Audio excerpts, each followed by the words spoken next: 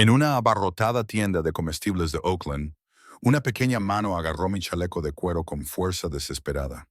Bajé la mirada y me encontré con los ojos aterrorizados de una niña de 6 años que susurró unas palabras que lo cambiarían todo. Eres mi última esperanza. La mayoría de la gente habría pasado de largo ante aquella pequeña niña rubia, cubierta de moratones que pedía protección a un ángel del infierno. La policía ya le había fallado 3 veces. Los servicios sociales no la habían ayudado. Su madre estaba atrapada. Pero cuando me contó lo que le esperaba en casa, cuando vi las marcas en sus brazos y la desesperanza en sus ojos, tomé una decisión que nos pondría a mí y a mis hermanos en conflicto con un hombre peligroso. Lo que descubrimos sobre su situación fue más devastador de lo que imaginábamos. Y lo que hicimos al respecto es una historia que tienes que escuchar. Las luces fluorescentes de Food Max zumbaban sobre su cabeza mientras Briggs cambiaba de postura en la cola de la caja, con la cesta colgando de su antebrazo tatuado. Los martes por la tarde en West Oakland solían significar colas más cortas, pero hoy parecía que medio barrio se había reunido a la vez en la tienda de comestibles. Había cogido lo esencial: pan, huevos, café, el tipo de ramen instantáneo que le recordaba a años más austeros, y ahora estaba detrás de una anciana que contaba metódicamente las monedas de un monedero con cremallera. Marzo en Oakland tenía esa cualidad particular de la luz que hacía que todo pareciera prometedor y melancólico a la vez. Fuera, tras las ventanas manchadas, las palmeras se mecían bajo una lluvia amenazante. La primavera impredecible de la bahía de San Francisco se imponía.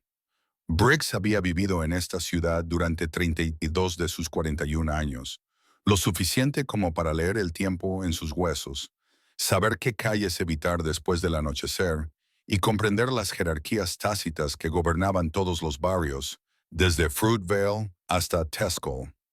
El chaleco de cuero que llevaba, sus colores, tenían un peso más allá de su presencia física. El parche con la calavera y las alas en la espalda lo identificaba como miembro de los Hells Angels de Oakland, una sección con raíces más profundas que la mayoría de los árboles que bordeaban estas calles. Briggs se había ganado esos parches a través de años de lealtad, de acciones que no discutía con los civiles, de una hermandad que significaba más que la sangre. La mayoría de la gente le dejaba espacio en filas como esta, apartando la mirada de su intimidante figura vestida con vaqueros desgastados y cuero, con la barba trenzada y los nudillos marcados por las peleas que había ganado y algunas que no. El tirón fue tan leve que casi no lo notó.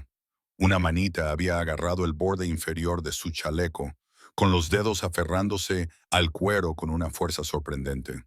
Briggs miró hacia abajo, esperando encontrar a un niño que buscaba a sus padres, alguien que lo había agarrado accidentalmente en lugar de un carrito de la compra. Lo que encontró en su lugar lo dejó paralizado. Una niña pequeña, de unos 6 años, lo miraba con unos ojos que contenían demasiado conocimiento para alguien tan joven. Tenía el pelo rubio enredado y le caía por debajo de los hombros, claramente sin peinar desde hacía días. Su camiseta rosa tenía manchas de ketchup, tal vez de suciedad, y sus vaqueros eran demasiado cortos, dejando al descubierto unos tobillos marcados con moretones en diversas fases de curación. Pero fueron sus ojos los que más le impactaron. Grises, azules y enormes. Reflejaban el tipo de desesperación que Briggs había visto en zonas de guerra, en los rostros de hombres que sabían que no tenían opciones. Por favor, susurró ella con una voz apenas audible por encima de la música de la tienda. Eres mi última esperanza. El primer instinto de Briggs fue mirar a su alrededor en busca de los padres, de quienquiera que se supusiera que debía cuidar de esa niña. La cola había avanzado. La anciana había terminado de contar sus monedas y se dirigía arrastrando los pies hacia la salida. Detrás de él, un joven con una sudadera con capucha de una empresa tecnológica se desplazaba por su teléfono, ajeno a todo. Nadie parecía estar buscando a una niña perdida. Oye, cariño, dijo Briggs, agachándose a su altura, consciente de que su tamaño y apariencia probablemente asustaban a la mayoría de los niños. Mantuvo una voz suave, tal y como había aprendido a hablar con sus sobrinas. ¿Dónde está tu mamá? ¿Tu papá? La niña apretó con más fuerza su chaleco. De cerca, pudo ver más detalles que hicieron saltar las alarmas en su mente. Un moratón amarillento que se estaba desvaneciendo en su mejilla izquierda. Marcas de uñas en su antebrazo. La mirada vacía de alguien que llevaba demasiado tiempo sin comer adecuadamente. El novio de mi mamá, dijo la niña, con las palabras saliendo a borbotones en un susurro apresurado. Nos hace daño, ella dijo. Si se lo cuento a alguien, él lo empeorará. Pero ya es peor. Mamá llamó a la policía 3 veces y ellos vienen, hablan y se van. Y entonces él se enfada más. Te vi a ti y a tu chaleco y pensé. No pudo terminar la frase. Las lágrimas brotaron de esos dos viejos ojos, pero ella las contuvo con el control de alguien que había aprendido que llorar empeoraba las cosas.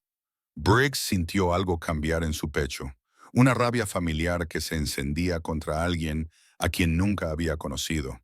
Había visto esto antes, conocía el patrón.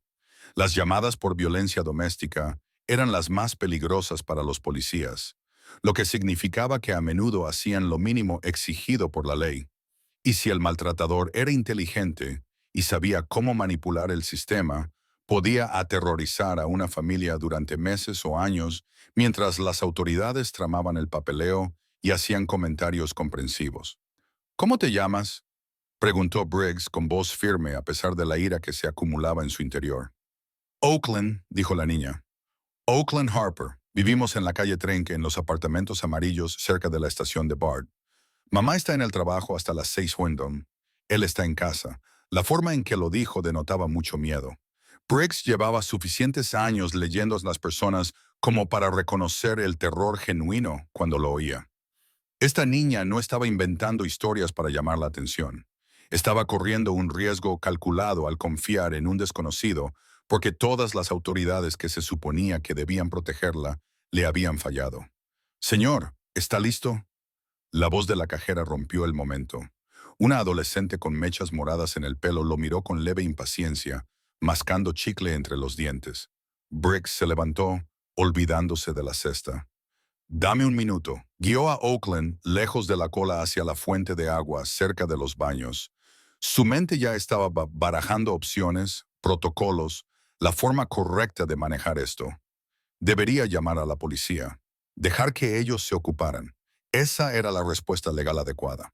Pero Oakland ya le había dicho que habían llamado a la policía 3 veces sin resultado. Y si la información de la niña era correcta, su madre no estaría en casa hasta dentro de varias horas, lo que significaba que si la enviaba de vuelta ahora, se quedaría sola con el hombre que le aterrorizaba. Vale, escúchame, dijo Briggs, mirándola a los ojos. Voy a ayudarte, pero necesito que me cuentes todo, la verdad. ¿De acuerdo?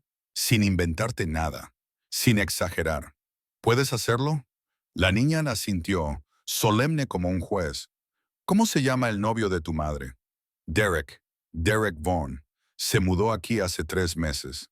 Su voz se estabilizó mientras hablaba, como si el hecho de que alguien la escuchara le diera fuerzas. Al principio era amable. Me compraba helados, jugaba conmigo. Luego mamá dijo algo que no le gustó y él la agarró del brazo con tanta fuerza que ella lloró. Tiene moretones con forma de dedos. Él dijo que fue un accidente, pero sigue sucediendo. ¿Y tu mamá llamó a la policía? Sí. La primera vez, Derek les dijo a los oficiales que mamá se había caído por las escaleras. La miraron y se fueron. La segunda vez, un oficial habló conmigo a solas y me preguntó si me sentía segura. Le dije que no, pero Derek dijo que estaba enfadada porque me había castigado sin salir por no hacer los deberes. El agente anotó algo y se marchó. La tercera vez, la voz de Oakland se quebró ligeramente. La tercera vez, volvió el mismo agente. Parecía cansado. Le dijo a mamá que, a menos que hubiera pruebas de agresión real, no podían hacer gran cosa. Sugirió terapia. Briggs sintió que se le tensaba la mandíbula. Conocía ese tipo de agentes, agotados, con exceso de trabajo, demasiadas llamadas y muy poco seguimiento. No siempre era malicia. A veces era simplemente un sistema roto que machacaba a la gente hasta que dejaban de ver a las personas y solo veían otra disputa doméstica más en una ciudad llena de ellas. ¿Derek te amenazó específicamente?, preguntó Briggs. Oakland asintió. Ayer me dijo que si alguien me preguntaba en el colegio, debía decir que mi madre es torpe y que me gusta trepar a los árboles. Me enseñó su cinturón y me dijo que me dolería mucho más que caerme de un árbol si no le hacía caso. ¿Te ha pegado con el cinturón? Todavía no, pero lo hará. Sé que lo hará. La certeza en su voz rompió algo en Briggs. Ese no era su problema. Debía marcharse. Llamar a los servicios de protección infantil. Dejar que el sistema hiciera su trabajo. Pero el sistema ya le había fallado 3 veces a este niño.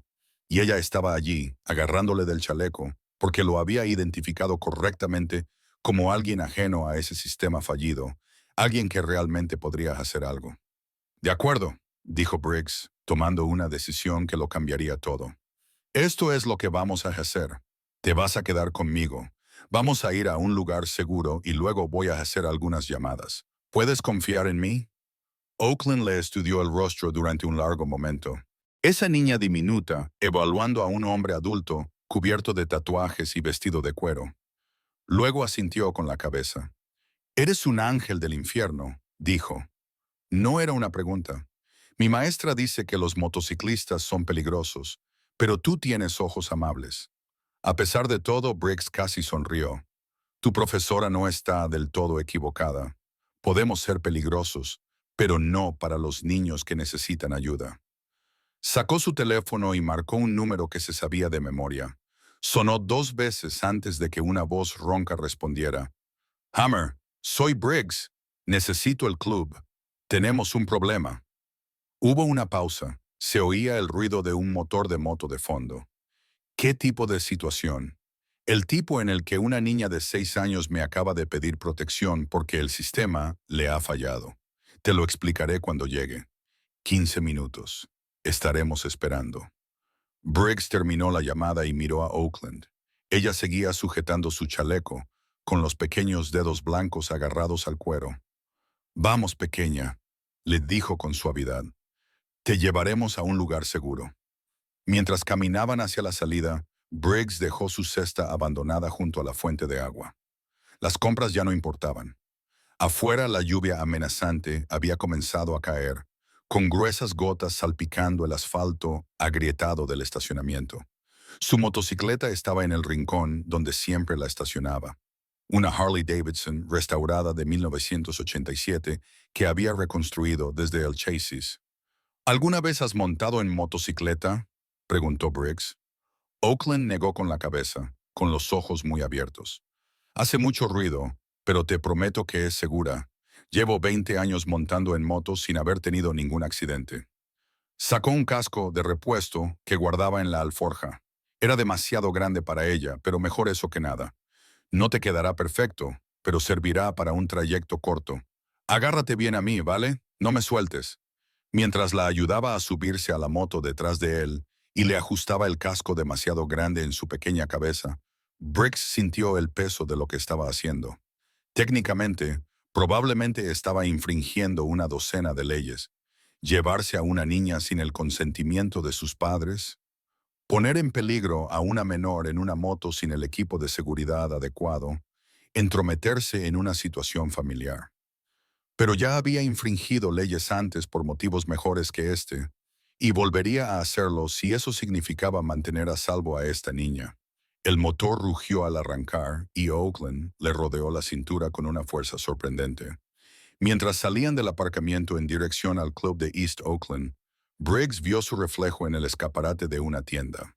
Un hombre grande y barbudo con los colores de los Hells Angels y una niña diminuta aferrada a su espalda, confiando plenamente en él.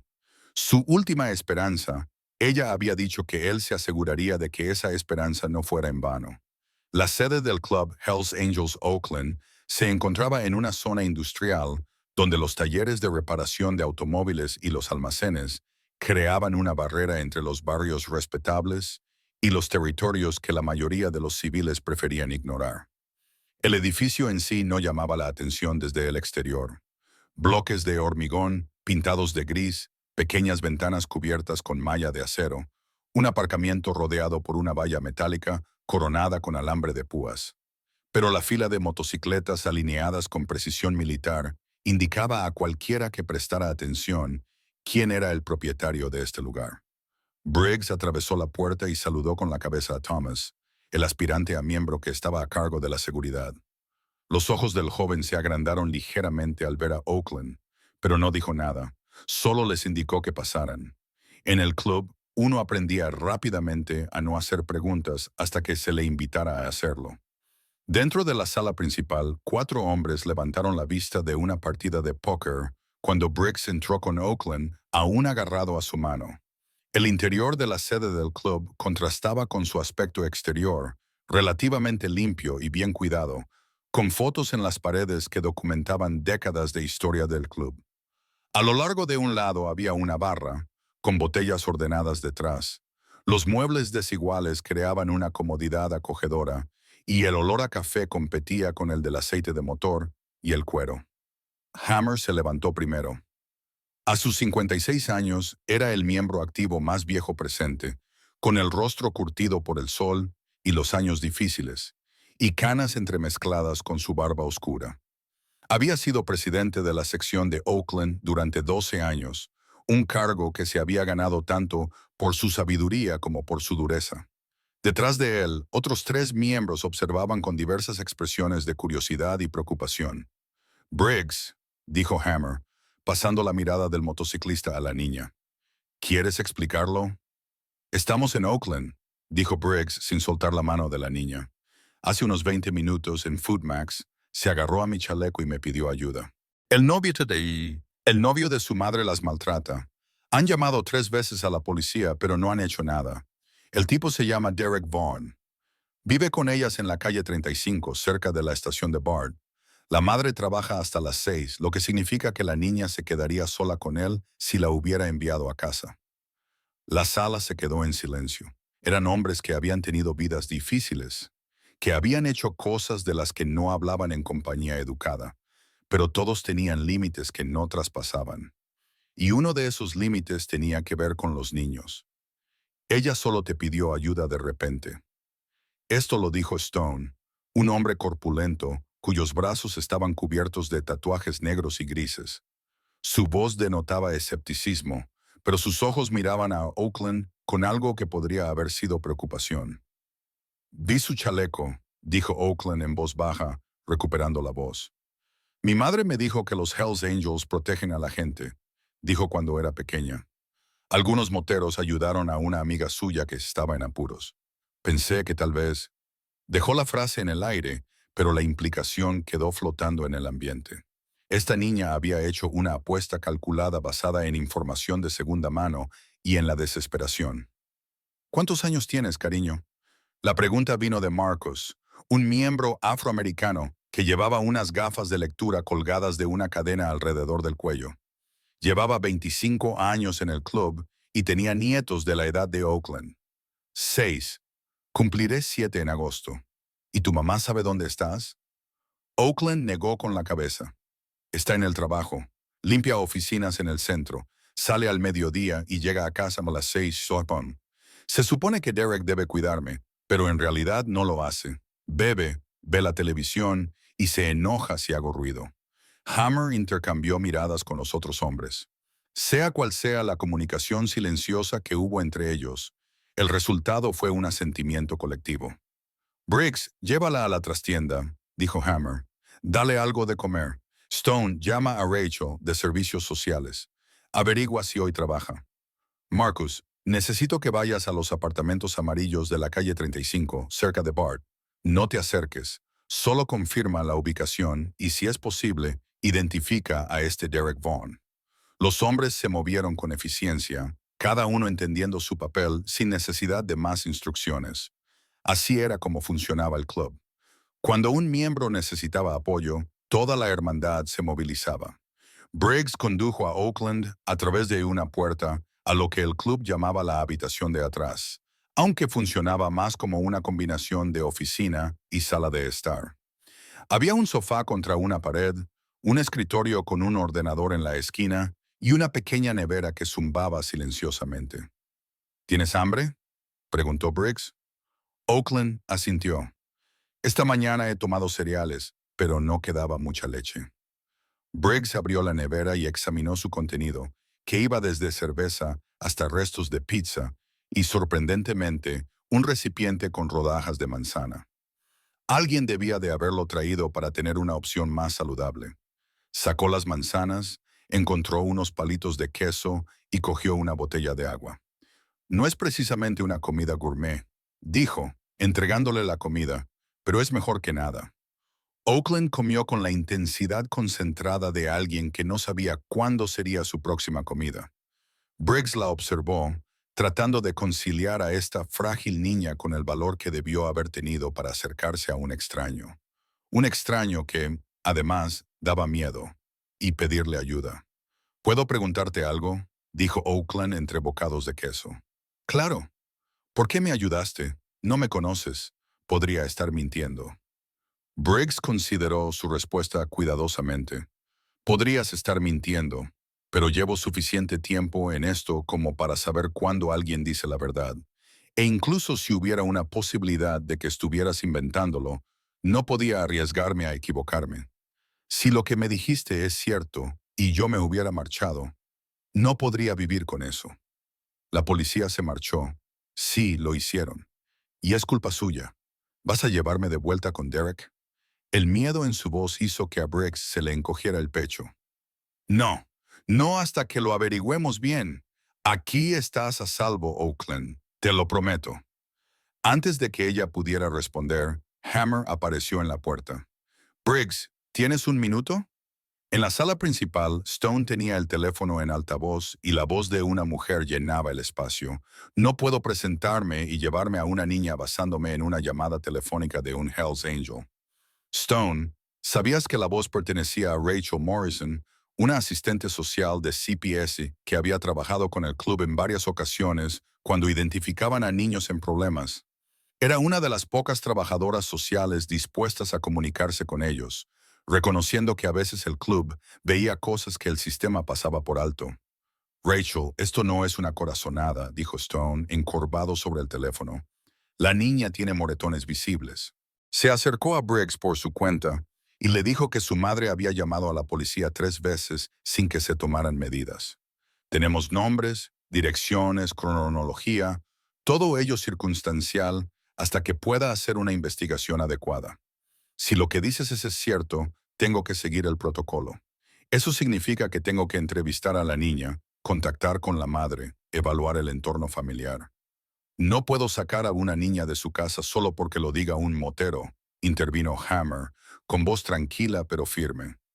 Lo entendemos, Rachel. Sabemos cómo funciona el sistema.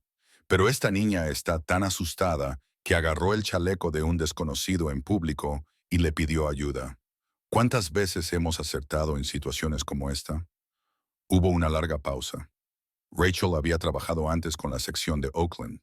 Estuvo presente cuando ayudaron a desenmascarar a un pedófilo que dirigía un centro juvenil y coordinó con ellos cuando encontraron a adolescentes que eran víctimas de tráfico en áreas de servicio para camiones. Sabía que tenían información de la calle que a menudo resultaba precisa. Dame la dirección, dijo Rachel finalmente. Lo pondré en lo más alto de mi lista de prioridades. Pero Hammer, ya sabes, no puedo prometer una acción inmediata. En el mejor de los casos, puedo hacer una comprobación de bienestar hoy, hablar con la madre. Si hay pruebas suficientes, podemos proceder a partir de ahí, pero llevará tiempo. Los niños se quedan con nosotros hasta entonces, dijo Hammer. No era una pregunta. Técnicamente, eso es secuestro. Técnicamente, estamos proporcionando refugio temporal a una niña en peligro que se acercó a nosotros en busca de ayuda. No la estamos reteniendo contra su voluntad y tenemos la intención de cooperar plenamente con los servicios de protección infantil. Otra pausa. Manténla a salvo. Me pondré en contacto contigo en 2 horas. La línea se cortó. Hammer miró a Briggs. Has empezado algo aquí, hermano. Lo sé. Marcus acaba de enviar un mensaje. Está vigilando el edificio. Complejo de apartamentos amarillo. Unidad de la esquina suroeste. Planta baja. Aún no hay señales de Derek Vaughn, pero está esperando. Como si fuera una señal, la voz de Marcus crepitó en la radio del bar. Hay movimiento. Hombre blanco, de unos 30 años, sale del apartamento con 2 cajas de cerveza y se sube a un Ford Focus plateado. Parece agitado por teléfono. Síguelo, dijo Hammer por la radio. No intervengas, solo sigue su rastro. Entendido. Briggs sintió la familiar sensación de que las piezas encajaban en su sitio. La estructura organizativa del club ponía en marcha su maquinaria. Esto era lo que los forasteros no entendían de grupos como los Hells Angels. Bajo su intimidante apariencia exterior, existía una hermandad que funcionaba con una coordinación de nivel militar cuando era necesario. Protegían los barrios, expulsaban a los traficantes de drogas y, sí, impartían justicia cuando el sistema legal fallaba. No siempre de forma legal, no siempre de forma bonita, pero sí de forma eficaz. ¿Cuál es el plan?, preguntó Stone, dirigiendo su pregunta a Hammer. Primero protegemos al niño hasta que los servicios sociales puedan evaluar la situación adecuadamente, dijo Hammer. Segundo, recopilamos información. Quiero saberlo todo sobre Derek Vaughn, antecedentes penales, empleo, socios conocidos, si tiene órdenes de arresto, si tiene conexiones. En tercer lugar, localizamos a la madre y hablamos con ella antes de que llegue a casa. Ella necesita saber dónde está su hija, y nosotros necesitamos entender por qué no ha sacado a su hija de esa situación. Algunas madres no pueden marcharse, dijo Briggs en voz baja. Estar atrapadas por las finanzas, el miedo o la falta de apoyo no lo hace correcto, pero lo complica. Por eso hablamos con ella antes de juzgar, coincidió Hammer. Briggs, tú te encargas de esto. La niña confía en ti, lo que significa que eres su persona de contacto. Stone y yo te respaldaremos. Marcus se encargará de la vigilancia. El resto del capítulo estará en espera por si las cosas se complican. Briggs asintió. Por eso había llamado a la sede del club en lugar de intentar manejarlo solo. El club proporcionaba recursos, mano de obra y una red que podía lograr en horas lo que los canales oficiales tardarían semanas. Voy a ver cómo está Oakland, dijo Briggs, dirigiéndose de nuevo a la habitación donde la había dejado. Ella seguía en el sofá, habiéndose terminado las manzanas y el queso. Levantó la vista cuando él entró, con los ojos mostrando los primeros signos de agotamiento a medida que la adrenalina de su huida comenzaba a desaparecer. ¿Todavía vas a ayudarme?, preguntó en voz baja. Sí, respondió Briggs, sentándose en el sofá a su lado. Mis hermanos y yo nos aseguraremos de que estés a salvo. Una señora de los servicios de protección infantil vendrá pronto a hablar contigo. Es muy amable y también quiere ayudarte. ¿Puedes contarle todo lo que me has contado a mí? Oakland asintió. ¿Tendré que volver? No hoy. No hasta que sepamos que es seguro. ¿Y si nunca es seguro? La pregunta era demasiado madura para una niña de 6 años, demasiado consciente de cómo funcionaba realmente el mundo. Briggs pensó cuidadosamente en su respuesta. Entonces buscaremos otra solución. Hay personas, buenas personas, que ayudan a los niños a encontrar lugares seguros donde vivir. Familias de acogida, parientes, otras opciones. Pero todo eso lo iremos resolviendo paso a paso. Ahora mismo lo único que tienes que hacer es descansar. Aquí estás a salvo. Nadie te hará daño. Los ojos de Oakland se llenaron de lágrimas que había estado conteniendo desde la tienda de comestibles. Gracias, susurró. Gracias por no marcharte. Briggs le rodeó los pequeños hombros con el brazo. Esta niña diminuta había corrido el mayor riesgo de su joven vida, basándose únicamente en su instinto y en información de segunda mano sobre moteros que ayudan a personas en apuros. Nosotros no somos así, pequeña, le dijo en voz baja. No abandonamos a la gente que necesita ayuda. Afuera, la lluvia se había intensificado y golpeaba con fuerza el techo del club.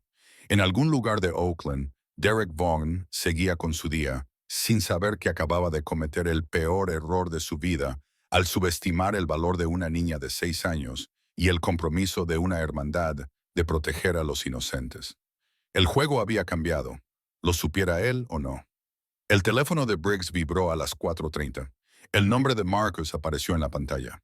«Háblame», respondió Briggs, saliendo al pasillo para no molestar a Oakland, que finalmente se había quedado dormido en el sofá bajo una chaqueta de cuero que Stone le había ofrecido como manta. Vaughn está en un bar en International Boulevard, informó Marcus. Por lo que parece, ya está borracho. Hace unos 15 minutos se peleó con otro cliente. El portero lo echó. Ahora está sentado en su coche, bebiéndose su cuarta o quinta cerveza. Y la madre. Rachel Morrison se ha puesto en contacto. Va de camino al club. Quiere ver a su hija y hablar con nosotros. Rachel está con ella. ¿Cómo se lo ha tomado? Es difícil de decir. Rachel dijo que se derrumbó cuando se enteró de que Oakland había desaparecido, pero pareció aliviada cuando supo que la niña estaba con nosotros en lugar de... Marcus no terminó la frase. Ambos sabían lo que le podría haber pasado a una niña de 6 años vagando sola por Oakland. 15 minutos más tarde, un coche entró en el aparcamiento del club. Rachel Morrison salió primero. Una mujer robusta de unos 40 años, con el pelo corto y gris y una expresión que había visto demasiado. Detrás de ella venía una mujer más joven que parecía haber envejecido una década en las últimas horas. La madre de Oakland tenía unos 30 años, era delgada hasta el punto de parecer demacrada y llevaba el pelo rubio recogido en una coleta desordenada. Su uniforme de trabajo, un polo de una empresa de limpieza y pantalones khaki, le quedaba holgado. Pero eran sus ojos los que revelaban la verdadera historia, atormentados, agotados y cargados con la vergüenza particular de alguien que sabía que había fracasado en el trabajo más importante. Briggs las recibió en la puerta. Rachel habló primero. Briggs, esta es Jennifer Harper, la madre de Oakland. Jennifer, este es el hombre que ha estado protegiendo a tu hija. Los ojos de Jennifer se llenaron de lágrimas inmediatamente. ¿Dónde está? ¿Está bien? He estado llamándola al móvil toda la tarde y está durmiendo, dijo Briggs con delicadeza, apartándose para dejarlas entrar. Está a salvo, ilesa, solo agotada. Hammer apareció desde la sala principal con una presencia imponente pero sin resultar amenazante. Se había puesto una camisa limpia y se había quitado los parches más agresivos, una elección deliberada para parecer menos intimidante ante los civiles. Rachel sabía cómo estaban las cosas y había visto la sede del club antes, pero Jennifer necesitaba sentirse segura, no más asustada. Harper, dijo Hammer. Soy Hammer, el presidente del club. ¿Por qué no nos sentamos a hablar antes de despertar a su hija? Se dirigieron a la sala principal, que los miembros habían despejado de fichas de póker y botellas de cerveza. Alguien había preparado café. Estos pequeños gestos, el espacio limpio, el ofrecimiento de un refrigerio, los tonos tranquilos, formaban parte de un enfoque calculado que el club había aprendido a lo largo de años de tratar con familias traumatizadas. Jennifer se sentó en el borde de una silla, retorciéndose las manos en el regazo. Rachel se sentó a su lado, en señal de apoyo. Briggs y Hammer se sentaron frente a ellas, mientras que Stone se apoyó en la barra, con los brazos cruzados, pero con expresión neutra. No entiendo lo que ha pasado, dijo Jennifer con voz temblorosa. Salí de Oakland con Derek como siempre. Ella sabe que no debe salir del apartamento. ¿Cómo lo hizo? ¿Por qué lo hizo? Estaba asustada, dijo Briggs simplemente. Lo suficientemente asustada como para acercarse a un desconocido y pedir ayuda. Me dijo que Derek os había estado haciendo daño a los dos, que habíais llamado a la policía 3 veces sin resultado, que Derek la había amenazado ayer con un cinturón. El rostro de Jennifer se descompuso. Él dijo que solo era para asustarla.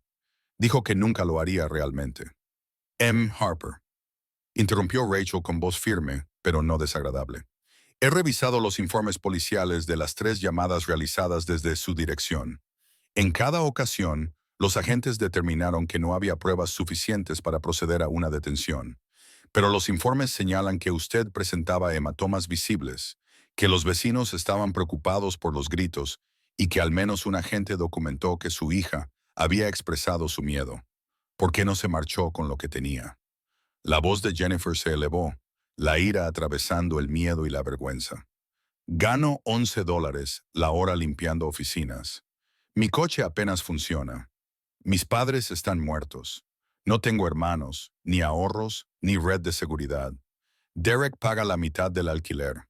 Sin él, estaría sin hogar con una niña de 6 años. He estado tratando de ahorrar dinero, tratando de idear un plan, pero él controla cada centavo que gano. Revisa mi teléfono, controla mis horas. Estoy atrapada. La crudeza de su confesión flotaba en la habitación. Briggs intercambió miradas con Hammer. Ya habían oído versiones de esta historia antes. Mujeres atrapadas en situaciones de abuso, no porque les faltara inteligencia o fuerza, sino porque carecían de recursos y alternativas. ¿Cuándo empezó?, preguntó Hammer. Unas 6 semanas después de que se mudara, dijo Jennifer, con las manos aún retorcidas. Al principio parecía tan agradable.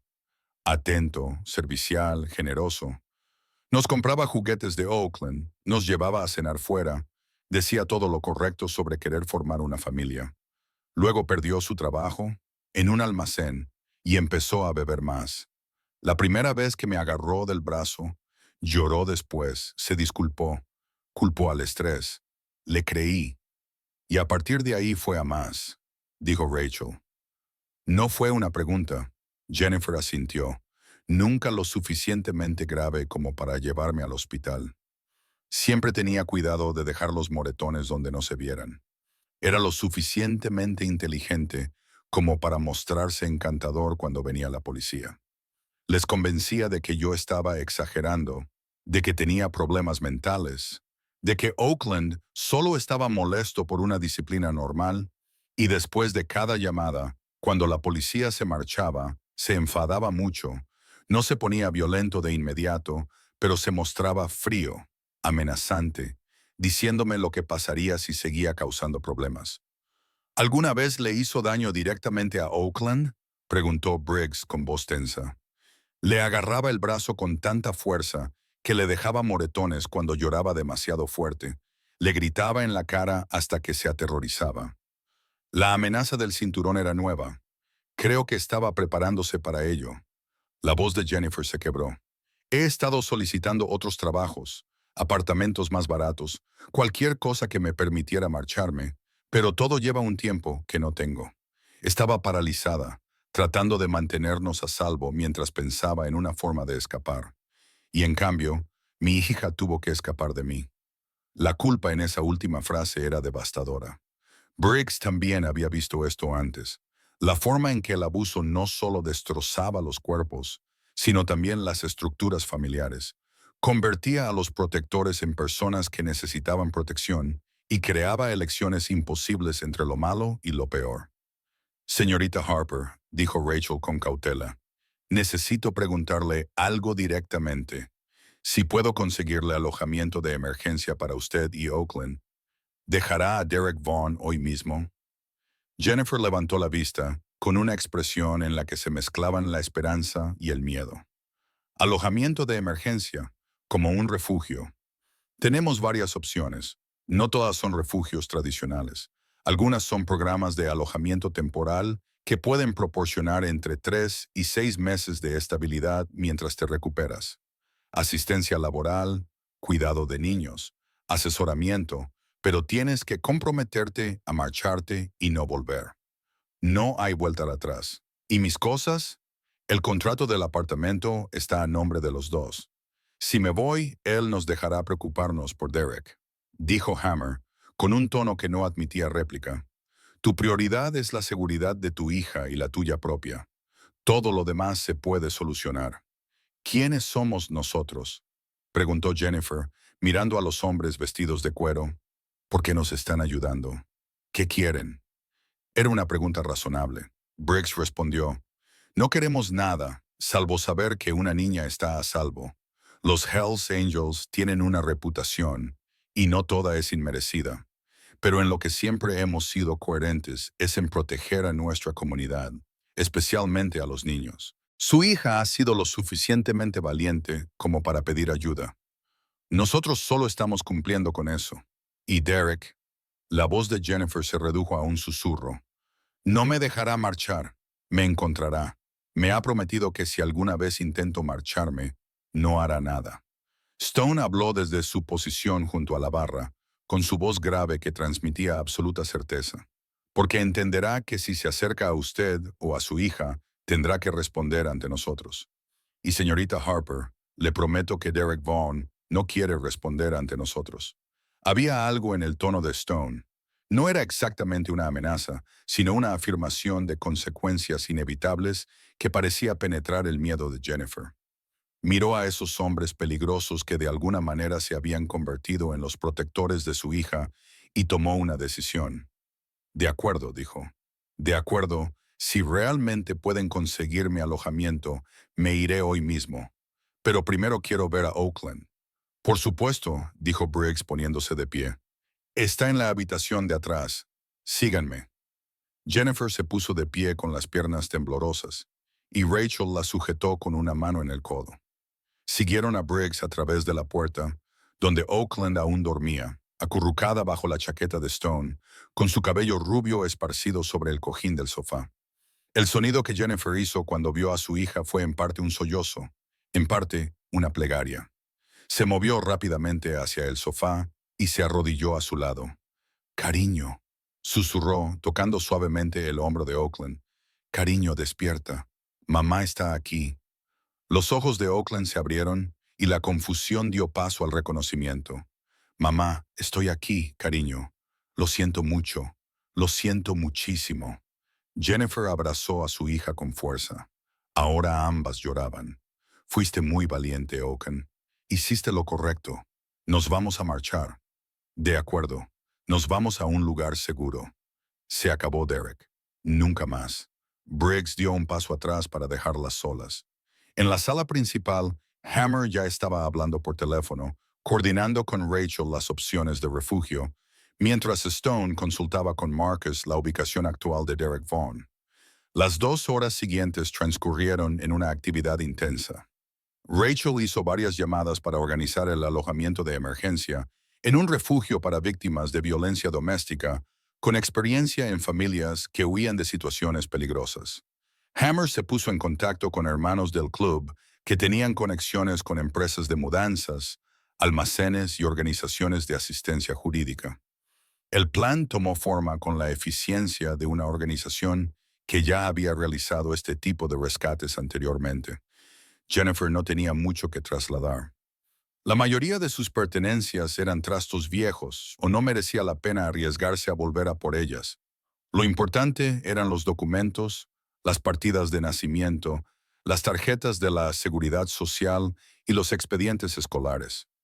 Hammer envió a 2 candidatos al apartamento con la llave de Jennifer, mientras Derek seguía bebiendo en el bar. Recogieron los documentos esenciales, junto con algo de ropa y juguetes de Oakland, en menos de 10 minutos. A las 7, Jennifer y Oakland estaban en el coche de Rachel, de camino a un refugio cuya ubicación se mantuvo en secreto, incluso para el club. Pero antes de marcharse, Oakland se separó de su madre y se acercó a Briggs, que estaba de pie junto a su motocicleta. Lo miró con esos 2 ojos viejos, que ahora mostraban indicios de la niña que debería haber sido desde el principio. Sin decir nada, le rodeó la cintura con los brazos en un fuerte abrazo. «Gracias», le dijo al oído, contra su chaleco de cuero. «No te marchaste». Briggs se agachó para ponerse a la altura de sus ojos. «Eres una niña valiente, Oakland, más valiente que muchos adultos que conozco. Ahora vas a estar bien. Tu madre va a cuidar de ti, y si alguna vez necesitas ayuda, dile a Rachel que me llame». «Trato hecho». «Trato hecho». Jennifer apareció junto a ellos, con la mano apoyada en el hombro de su hija. Miró a Briggs con una expresión de gratitud mezclada con algo que podría haber sido admiración. «No sé cómo darles las gracias», dijo. «A todos ustedes. Probablemente nos hayan salvado la vida hoy». «Solo cuida de tu pequeña», dijo Briggs. «Es todo lo que necesitamos como agradecimiento». Cuando el coche de Rachel salió del aparcamiento del club y desapareció entre el tráfico vespertino de Oakland, Hammer se unió a Briggs junto a su motocicleta. «¿Crees que estarán bien?», preguntó el presidente. «Depende de si Derek capta el mensaje». «Oh, lo entenderá». La sonrisa de Hammer era fría. «Marcus sigue rastreándolo. Cuando llegue a casa y descubra que su novia y su hija se han ido, tendremos una conversación con él. Nos aseguraremos de que entienda cómo están las cosas». Briggs sabía lo que eso significaba. No necesariamente violencia, sino una explicación muy clara de las consecuencias por parte de hombres que eran muy buenos, haciendo que esos mensajes fueran memorables. Derek Vaughn entendería que Jennifer y Oakland estaban ahora bajo protección, que cualquier intento de encontrarlos o hacerles daño tendría consecuencias que realmente no quería. Hoy lo has hecho bien, hermano, dijo Hammer, dándole una palmada en el hombro a Briggs. No todo el mundo se habría detenido a ayudar. La niña me agarró del chaleco y me dijo que era su última esperanza, dijo Briggs. ¿Qué se supone que debían hacer? Exactamente lo que hiciste.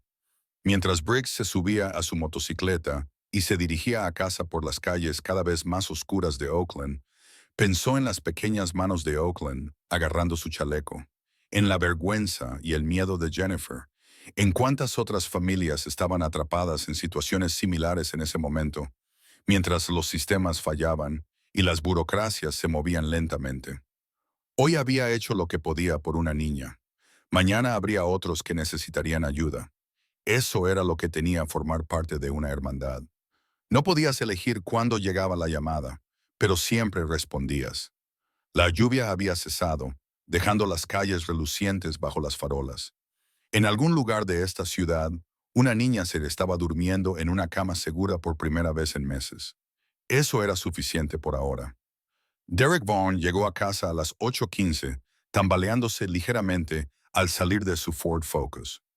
Marcus lo observó desde un aparcamiento a 50 metros de distancia, fijándose en la forma agresiva en que el hombre cerró la puerta del coche, en el andar descoordinado de alguien que había bebido mucho. Vaughn buscó a tientas las llaves en la entrada del apartamento. Finalmente abrió la puerta y desapareció en el interior. Marcus esperó exactamente 3 minutos antes de te llamar a Hammer. Está en casa. Acaba de entrar en el apartamento. ¿Hay algún indicio de que se haya dado cuenta de que se han ido? Se están encendiendo las luces. Dale unos 60 segundos para que se dé cuenta. En ese momento, la ventana delantera del apartamento se iluminó y luego se volvió a oscurecer. Más luces. El sonido de algo que se lanzaba contra la pared se oyó débilmente en el aire nocturno. Marcus podía imaginar la escena. Vaughan se dio cuenta de que su novia y su hijo habían desaparecido, buscó una nota, pero no encontró nada más que la ausencia de algunas prendas y documentos. Lo ha descubierto, confirmó Marcus, cada vez más nervioso. Estamos de camino. Llegaremos en 10 minutos. Marcus se quedó en su posición, observando el apartamento. Vaughan apareció una vez en la ventana, con el teléfono pegado a la oreja y el rostro desencajado por la rabia. Al parecer, nadie respondió a la llamada, porque tiró el teléfono. Siguieron más sonidos de destrucción, muebles volcados, algo de cristal rompiéndose. 8 minutos más tarde, 3 motocicletas entraron en el aparcamiento con deliberada lentitud. Hammer, Briggs y Stone desmontaron en movimiento sincronizado, con un acercamiento planificado y decidido. No estaban allí para luchar, a menos que Vaughn lo hiciera necesario. Estaban allí para entregar un mensaje que quedara grabado. Marcus se unió a ellos cuando se acercaban al apartamento. Llevaba 10 minutos destrozando el lugar. Intentó llamar a alguien varias veces. No hubo respuesta. La clásica espiral de ira. Presentémonos, dijo Hammer, acercándose a la puerta del apartamento. Llamó con firmeza, pero sin agresividad. En el interior, los sonidos de destrucción se detuvieron abruptamente. El silencio se prolongó durante varios segundos antes de que la voz de Vaughn gritara, intentando parecer valiente, pero sonando más bien paranoica. ¿Quién está ahí? Somos vecinos preocupados por el ruido, respondió Hammer. ¡Abra la puerta! La puerta se abrió un poco con la cadena aún puesta. Derek Vaughan se asomó, con los ojos inyectados en sangre y la mirada perdida. Tendría unos 33 años. Era de estatura media, con barriga, el tipo de hombre que se valía de la intimidación y la selección de víctimas, más que de su capacidad real para pelear. Su rostro mostraba los primeros signos de capilares rotos por el consumo continuado de alcohol, y su camiseta estaba manchada de cerveza y sudor. Lo que vio a través de la rendija de la puerta fueron 4 hombres con chalecos de cuero, con parches de los Hells Angels, con expresiones neutras, pero con una presencia innegablemente amenazante. ¿Qué demonios queréis?, preguntó Vaughn con voz ligeramente quebrada. Queremos hablar sobre Jennifer y Oakland Harper, respondió Hammer con calma. Abre la puerta, Derek. Todavía no hemos venido a hacerte daño. La última palabra quedó suspendida en el aire con peso. El rostro de Vaughn pasó por varias expresiones: confusión, ira, miedo, cálculo. Al parecer, no estaba tan borracho como para ser estúpido. La cadena tintineó cuando la soltó torpemente, abriendo la puerta más, pero manteniendo su cuerpo en el umbral. No sé quiénes son, pero Jennifer es mi novia y esa es su hija. Esto no es asunto suyo. Se convirtió en asunto nuestro cuando Oakland nos pidió ayuda, dijo Brigg, hablando por primera vez. Verá, Derek, esa niña estaba tan asustada de usted que agarró a un desconocido en una tienda de comestibles y le suplicó que la protegiera. Y cuando una niña de 6 años hace algo tan desesperado, prestamos atención. El reconocimiento se reflejó en el rostro de Bong. Tú eres quien se la llevó. Eso es secuestro, ¿sabes? Podría llamar a la policía ahora mismo. Podrías, asintió Stone con su enorme corpulencia, bloqueando la mayor parte de la vista de la puerta. Y explicaríamos cómo la niña se nos acercó, cómo su madre se fue voluntariamente con ella para entrar en un refugio de emergencia para víctimas de violencia doméstica, cómo hay informes policiales que documentan 3 llamadas previas por violencia doméstica a esta dirección. ¿De verdad quieres tener esa conversación con la policía de Oakland? El rostro de Vaughn se sonrojó. Esta es mi casa. No tienes derecho. Sal fuera, Derek, dijo Hammer, dejando claro con su tono que no era una petición. O entraremos. Tú decides, pero tendremos esta conversación de cualquier manera. Tras un momento de vacilación, Vaughn salió al pequeño porche, cerrando casi por completo la puerta tras de sí. Con mejor luz, los hombres pudieron ver más detalles. La forma inconsciente en que acunaba su mano derecha, con los nudillos partidos e hinchados, probablemente por golpear las paredes, el temblor de sus dedos que delataba un abuso continuado de alcohol, la postura defensiva de alguien que nunca había estado en una pelea real. Así es como funciona esto, dijo Hammer, con voz tranquila y conversacional. Jennifer y Oakland se han ido. Están en un lugar seguro, donde nunca las encontrarás. Cualquier intento de localizarlas, contactarlas o hacerles daño tendrá consecuencias que realmente no te convienen.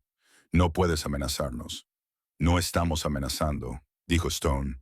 Estamos explicando la realidad. Jennifer ha solicitado esta tarde una orden de alejamiento con Rachel Morrison, de CPS como testigo. Se tramitará mañana. Si la incumples, irás a la cárcel.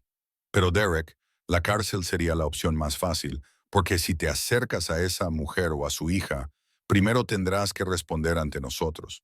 Y nosotros no estamos sujetos a las normas que atan a la policía y los tribunales. Vaughn intentó mostrarse desafiante. Conozco a gente. No le tengo miedo a una banda de moteros. Marcus se movió más rápido de lo que parecía posible para un hombre de su edad. Extendió la mano para agarrar a Vaughn por el hombro, apretando lo justo para dejar claro su mensaje. Vaughn jadeó, tratando de zafarse, pero Marcus se mantuvo firme. Déjame explicarte algo, dijo Marcus en voz baja. Que conozcas a gente no significa nada. Llevamos 50 años formando parte de esta comunidad. Conocemos a todos los que importan y a la mayoría de los que no. ¿Crees que alguno de tus compañeros de copas se va a interponer entre tú y nosotros? ¿Crees que alguien va a arriesgarse a proteger a un hombre que golpea a las mujeres y amenaza a los niños? Soltó a Vaughn, que se tambaleó hacia atrás contra la puerta. Hemos comprobado tus antecedentes, añadió Briggs. 2 arrestos previos por agresión, ambos con acuerdo de culpabilidad. Una orden de alejamiento de una exnovia en Fresno. Conducción bajo los efectos del alcohol hace 3 años. Un patrón de comportamiento que te sitúa exactamente donde pensábamos que estarías. No eres un tipo duro, Derek. Eres un cobarde que se mete con gente más pequeña y débil que tú. Y tu huida acaba de terminar. Lo que Jennifer y Oakland hagan ahora es asunto suyo, continuó Hammer. Quizá reconstruyan sus vidas aquí, en Oakland. Quizás se muden a otra ciudad. Sea como sea, tú no tienes voto. Mantente alejado. Sigue adelante. Ocúpate de tu alcoholismo y tu ira en algún lugar lejos de ellos. ¿Queda claro? Las manos de Borg temblaban ahora. El valor que le daba el alcohol se evaporó por completo. Miró a los 4 hombres que tenía delante y, al parecer, comprendió que cualquier táctica de intimidación que hubiera funcionado con Jennifer sería inútil aquí. No eran personas a las que se pudiera encantar, asustar o manipular. Simplemente estaban exponiendo los hechos. «Quiero mis cosas del apartamento», dijo Bond finalmente, con voz débil. «La televisión, mi Xbox, mi...» «Nosotros nos encargaremos de trasladar tus cosas a un trastero», dijo Hammer. «Tienes 48 horas para encontrar un nuevo lugar donde vivir. El incumplimiento del contrato de alquiler ya no es tu problema. Está solucionado. Considéralo la tarifa de salida por no obtener lo que realmente te mereces». «¿Y qué es eso?», preguntó Bond, aunque parecía temer la respuesta. Stone sonrió y no había nada amistoso en ello. «¿De verdad quieres que te respondamos o prefieres aceptar el regalo que te ofrecemos? Marcharte, empezar de nuevo, no mirar atrás y considerarte afortunado». El silencio se prolongó a través de la puerta del apartamento, entreabierta. Podían ver la destrucción que Vaughn había causado en su furia. Muebles volcados, marcos de fotos rotos, agujeros en las paredes, pruebas de la violencia de la que era capaz cuando nadie lo veía. «Necesito saber que están bien», dijo Vaughn de repente, y por primera vez, algo que podría haber sido una emoción genuina se abrió paso a través de su ira defensiva. «Jennifer y Oakland, ¿están realmente bien?». Briggs lo estudió, tratando de determinar si se trataba de manipulación o de un momento genuino de lucidez que se abría paso a través del alcohol y la ira. Tal vez eran ambas cosas. Quizás, en algún lugar bajo el comportamiento abusivo, había una persona que alguna vez había sido diferente, antes de que las malas decisiones y los peores hábitos lo convirtieran en alguien que aterrorizaba a una mujer y a una niña. «Están a salvo», dijo Briggs finalmente. «Eso es todo lo que necesitas saber. Lo que hagas con el resto de tu vida depende de ti, Derek. Puedes beber hasta morir. Puedes buscar ayuda. Puedes mudarte a otro lugar e intentar convertirte en una mejor persona. Pero elijas lo que elijas, que sea lejos de ellas. Si nos llega el más mínimo rumor de que las estás buscando, de que intentas averiguar dónde están, de que envías mensajes a través de amigos comunes, de cualquier cosa, esta conversación dejará de ser tan amistosa. ¿Lo entiendes?» Bogna sintió lentamente. La lucha había desaparecido por completo de él, sustituida por la conciencia vacía de alguien que acaba de perder todo lo que le importaba por culpa de sus propios actos. «Una cosa más», dijo Hammer. «Hay una reunión de alcohólicos anónimos todos los martes por la noche en la iglesia de San Agustín, a 3 kilómetros de aquí. No digo que tengas que ir, pero si apareces, si realmente intentas lidiar con lo que sea que te haya roto por dentro y te hace hacer daño a la gente, eso depende de ti. Es tu oportunidad de convertirte en alguien diferente. Sabremos si vas. Sabemos todo lo que ocurre en este barrio». Con eso, los 4 hombres se dieron la vuelta y regresaron a sus motocicletas.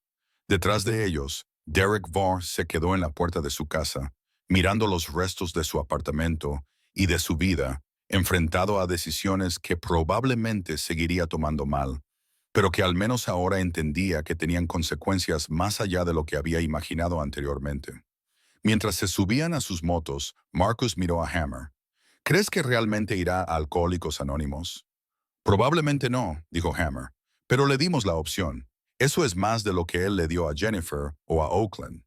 «¿Y si va tras ellos?», preguntó Stone. «Entonces nos encargaremos de ello», dijo Briggs simplemente. «Pero no creo que lo haga. En el fondo es un cobarde. Los cobardes no persiguen a presas que tienen dientes». Volvieron por las calles nocturnas de Oakland, con la temperatura bajando a medida que la niebla llegaba desde la bahía.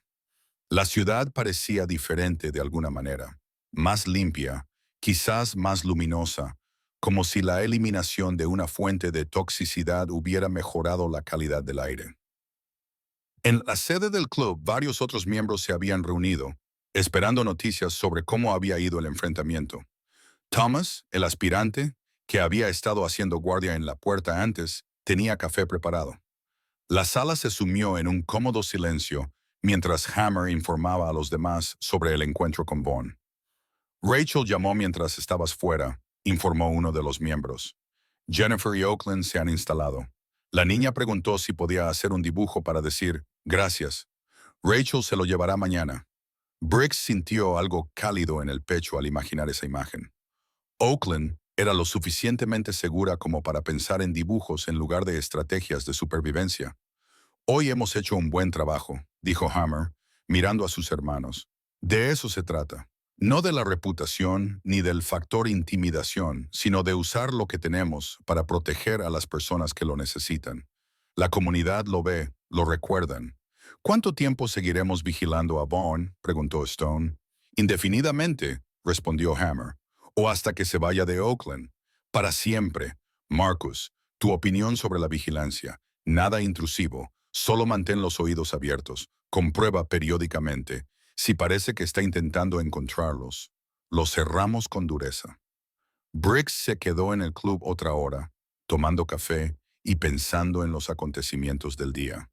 Hace 24 horas, era un tipo que compraba comestibles, pensando en tareas rutinarias y preocupaciones cotidianas. Entonces, la mano de un niño de 6 años le agarró el chaleco y todo cambió. Esta era la parte de ser un Hell's Angel que los civiles no entendían. Sí, eran peligrosos. Sí, infringían la ley cuando era necesario. Sí, existían fuera de los límites de la sociedad convencional. Pero también hacían esto. Protegían a los niños, se enfrentaban a los abusadores, intervenían cuando los sistemas fallaban, no por la gloria o el reconocimiento, sino porque era lo correcto, porque alguien tenía que hacerlo, porque el chaleco que llevaban puesto significaba algo más que parches y cuero. Cuando Briggs finalmente se dirigió a casa alrededor de la medianoche, conduciendo por las calles vacías de Oakland bajo un cielo despejado, pensó en las palabras de Oakland. Eres mi última esperanza. El peso de ser la última esperanza de alguien era grande, pero también era un privilegio. Significaba que cuando todo lo demás había fallado, cuando todas las supuestas protecciones habían resultado ser vacías, todavía había alguien dispuesto a levantarse, a no alejarse, a hacer comprender a los hombres peligrosos del mundo que algunas líneas no se podían cruzar sin consecuencias. Su teléfono vibró cuando entró en el aparcamiento de su apartamento. Un mensaje de Rachel Morrison. Gracias a los dos por dormir tranquilos. Mañana reenviaremos el dibujo. Briggs guardó el mensaje y luego lo borró. La seguridad operativa incluso para las buenas noticias. Pero se permitió un momento de satisfacción antes de entrar. Mañana habría otros problemas. Otras personas que necesitarían ayuda. Otras situaciones que requerirían la intervención del club. Pero esa noche, una niña dormía tranquila porque había sido lo suficientemente valiente como para agarrar el chaleco de un desconocido y pedir ayuda. Y ese desconocido había sido alguien que entendía que ser peligroso no significaba ser cruel, que el poder conllevaba responsabilidad, que la hermandad significaba proteger a aquellos que no podían protegerse a sí mismos. Derek Vaughn había aprendido una valiosa lección esa noche. A algunas personas no se las amenazaba, a algunos niños no se les hacía daño y a algunos chalecos definitivamente no se debían dejar que una niña pequeña los agarrara, porque hacerlo significaba enfrentarse a las consecuencias de todas las terribles decisiones que se habían tomado. La justicia no siempre provenía de los tribunales y las placas. A veces llegaba en motocicleta, vestida de cuero y con el peso de décadas de hermandad detrás de cada palabra. 3 semanas más tarde, Briggs estaba sentado en la sala principal del club, trabajando en los informes de mantenimiento rutinario de su motocicleta. Las lluvias de marzo habían dado paso al sol de abril. El clima cambiante de Oakland finalmente se había estabilizado en algo parecido a la primavera.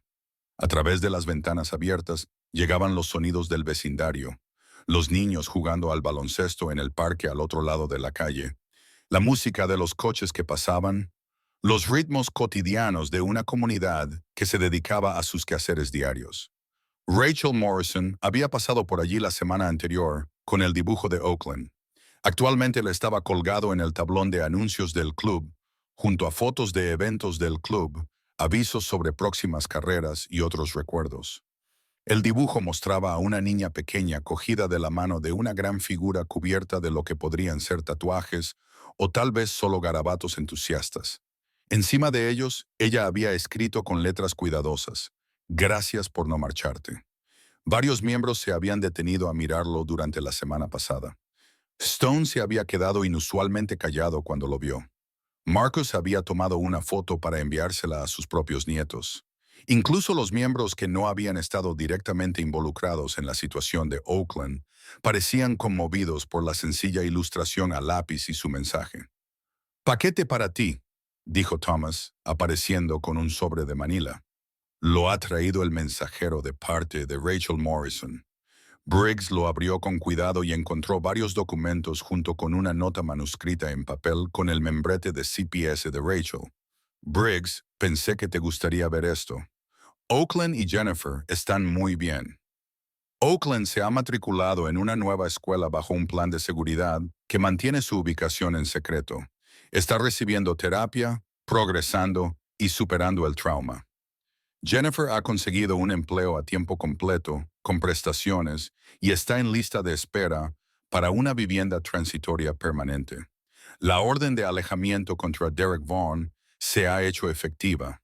No la ha violado. Según nuestros contactos, ha estado asistiendo regularmente a las reuniones de Alcohólicos Anónimos en St. Augustine y, según se informa, ha dejado de beber. Dudo que dure, pero se han visto cosas más extrañas. Se ha mudado a Sacramento para poner distancia entre él y Oakland. Oakland pregunta por ti, a veces. Quiere saber si el simpático motorista de mirada amable está bien. Le dije que sí. Jennifer quería que le transmitiera de nuevo su agradecimiento. Tú cambiaste el rumbo de sus vidas. El sistema les falló. Tú no. Eso es importante, Rachel. Adjuntas a la nota había fotocopias de los últimos trabajos escolares de Oakland, un dibujo de su nueva clase, una historia que había escrito sobre el valiente día y un boletín de notas que mostraba una mejora en todas las áreas. También había una foto claramente tomada por Rachel en la que aparecían Oakland y Jennifer en un parque, ambas sonriendo. Parecían personas diferentes, más sanas, más ligeras, como si se les hubiera quitado un peso de encima. Briggs se quedó mirando la foto durante un largo rato, sintiendo algo complicado en el pecho. Orgullo, tal vez, alivio, la tranquila satisfacción de saber que una decisión impulsiva de ayudar a una niña asustada había tenido un efecto dominó que había cambiado vidas de verdad. «¿Buenas noticias?», preguntó Hammer, apareciendo con 2 tazas de café. «Las mejores», dijo Briggs, aceptando la taza y pasando los documentos. «Lo están logrando». Hammer leyó los materiales lentamente, con su rostro curtido mostrando aprobación. «Rachel tiene razón. El sistema les falló. Pero para eso estamos aquí, ¿no? Para llenar los vacíos que el sistema no puede o no quiere llenar. ¿Crees que Vaughan se mantendrá alejado?» «Sinceramente sí, lo creo. Marcus lo ha estado vigilando. El tipo realmente está yendo a las reuniones. Consiguió un trabajo en un almacén en Sacramento, manteniendo un perfil bajo. A veces la gente cambia cuando toca fondo con suficiente fuerza. A veces, el impacto de perderlo todo les despierta, y si recae, entonces nos encargaremos de ello. Pero creo que ahora entiende lo que pasa si vuelve a cruzar esa línea. El miedo es un buen maestro cuando nada más funciona».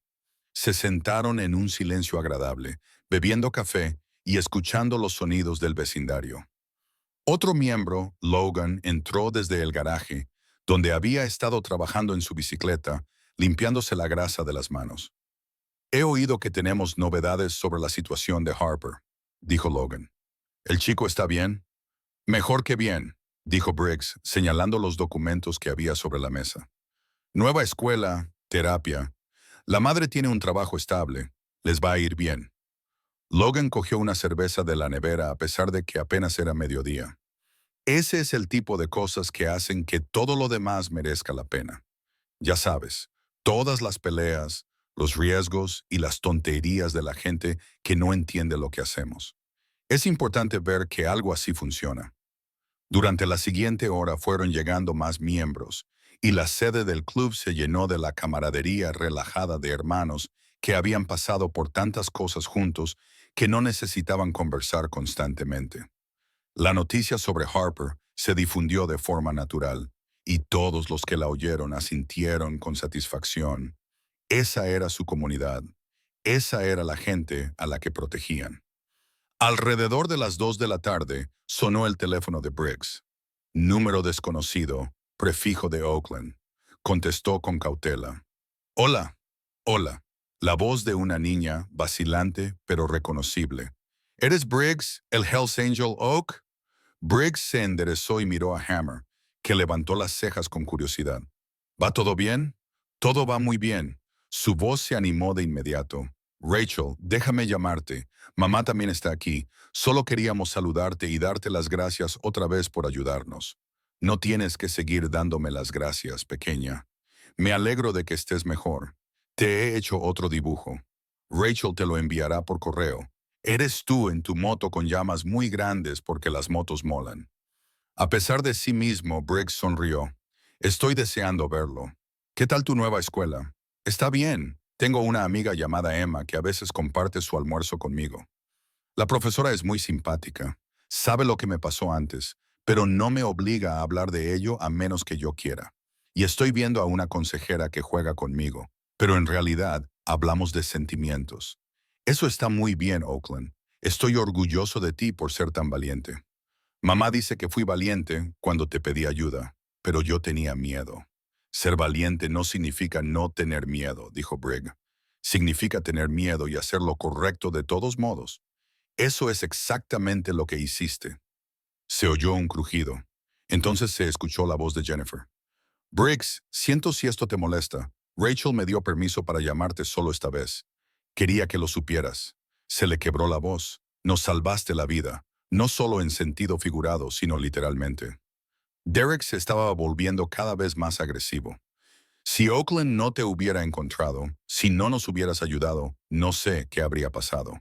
Habrías encontrado otra manera, dijo Briggs, aunque no estaba del todo seguro de que eso fuera cierto.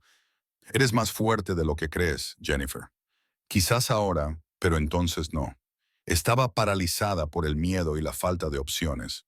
Tú y tus hermanos me disteis opciones. Me diste esperanza. Ahora trabajo a tiempo completo en un centro de salud. Mejor sueldo, prestaciones, oportunidades de ascenso. Oakland está prosperando. Tenemos nuestra propia casa preparada para el mes que viene. Lo vamos a conseguir porque tú no te marchaste. El peso de esas palabras le impasen palabras. La misma frase que Oakland había utilizado en su primer dibujo se posó sobre Briggs. ¿Cuántas personas se habían marchado de esta situación antes de que llegara él? ¿Cuántos profesores, vecinos, compañeros de trabajo y conocidos habían visto las señales y habían decidido no involucrarse?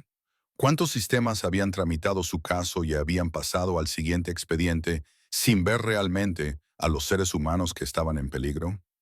Me alegro de haber podido ayudar, dijo Briggs simplemente. Cuida de esa chica, Jennifer. Es especial. Lo haré. Lo prometo. Y Briggs, si alguna vez necesitas algo, llámame. Lo digo en serio. Nunca podré pagarte lo que has hecho, pero pasaré el resto de mi vida intentándolo. Después de despedirse y terminar la llamada, Briggs se quedó sentado con el teléfono en la mano, mirando el dibujo de Oakland en el tablón de anuncios. Hammer lo observaba en silencio. Es duro, ¿verdad? Dijo el presidente, ser la última esperanza de alguien. Sí, asintió Briggs, pero también, no sé, significativo, tal vez. Como todo lo que hacemos, todos los paseos y las fiestas y la hermandad, eso es importante. Pero esto, señaló el dibujo. Por eso el club es importante. Esto es lo auténtico. No todo el mundo lo ve así, dijo Stone desde el otro lado de la sala. donde aparentemente había estado escuchando. La mayoría de la gente solo ve el cuero, las insignias y la reputación. No entienden que formamos parte de esta comunidad, que tenemos intereses aquí, que protegemos a los nuestros. Que piensen lo que quieran, añadió Marcus. Nosotros sabemos lo que somos, y las personas que importan, las que necesitan ayuda cuando todo lo demás falla, al final lo entienden. A medida que avanzaba la tarde, la sede del club se fue llenando de más miembros que regresaban del trabajo o de hacer recados. La historia de la llamada de Oakland se contó varias veces, y cada versión añadía un matiz de significado a lo que había comenzado 3 semanas antes, con una pequeña mano agarrando un chaleco de cuero. Esa noche, mientras Briggs se preparaba para irse a casa, Hammer lo apartó a un lado. «El club quiere darte algo», dijo el presidente, sacando una pequeña caja. «Ábrela». Dentro había un parche personalizado, diferente de la insignia habitual de los Hells Angels. Este era más pequeño, diseñado para colocarse en la parte delantera del chaleco, cerca del corazón. Tenía un diseño sencillo, la huella de la mano de un niño rodeada de alas protectoras. «¿Qué es esto?», preguntó Briggs. «Es algo que hemos entregado 3 veces en la historia del club a miembros que han ido más allá de lo necesario para proteger a alguien que lo necesitaba. Las alas representan la protección de la hermandad. La huella representa la inocencia protegida. No es algo oficial del club, solo algo que hacemos por los hermanos que nos recuerdan por qué existimos». Briggs dio vueltas al parche entre sus manos, sintiendo su peso. «No sé qué decir. Di que seguirás siendo el tipo que no se marcha cuando alguien necesita ayuda. Eso es todo». Más tarde, mientras conducía por las calles nocturnas de Oakland, de vuelta a casa, Briggs pensó en todo lo que había sucedido desde aquella tarde de martes en Food Max. Un momento de decisión de agacharse y escuchar a una niña asustada, en lugar de despedirla con un gesto, había cambiado 3 vidas de forma fundamental. Oakland estaba ahora a salvo, disfrutando de la infancia que se merecía. Jennifer había escapado de una situación cada vez más peligrosa y estaba construyendo una vida estable. Y Derek Vaughn, fuera cual fuera su futuro, al menos ahora entendía que su comportamiento tenía consecuencias. En cuanto a Briggs, se le había recordado algo esencial sobre la hermandad que había elegido. Los Hells Angels tenían fama de ser peligrosos, de existir al margen de las normas convencionales de la sociedad, de ser intimidantes e intransigentes. Todo eso era cierto, pero también lo era que protegían a su comunidad. Defendían a las personas que no tenían a quién recurrir y entendían que el poder sin responsabilidad era simplemente intimidación.